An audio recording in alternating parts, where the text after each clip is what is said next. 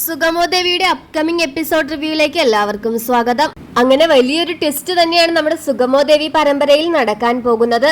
ചന്ദ്രമതിനോട് ത്യാഗരാജ് ഇങ്ങനെ പറയുവാണ്, തനൂജയെ നമ്മൾ ഒട്ടും വിശ്വസിക്കരുത്, ഇവൾ വെറും വൃത്തികെട്ടവളാണ്, ഇവളുടെ വാക്ക് കേട്ടിട്ടാണ് ഞാൻ അവരുടെ അടുത്ത് സംസാരിക്കാൻ പോയത്.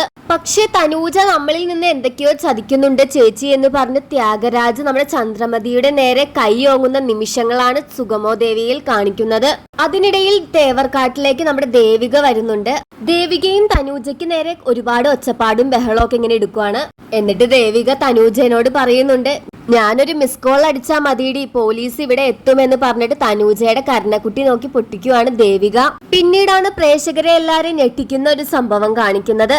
നന്ദനും ദേവികയും കൂടി ഗൗരിയുടെ വീട്ടിൽ നിന്ന് തിരിച്ച് നമ്മുടെ രജനിയുടെ വീട്ടിലേക്ക് വരുവാണ്. എന്നിട്ട് നന്ദൻ രജനിയോട് ചോദിക്കുവാണ്, ചേച്ചി ഗൗരിയെ വിളിച്ചിരുന്നോ?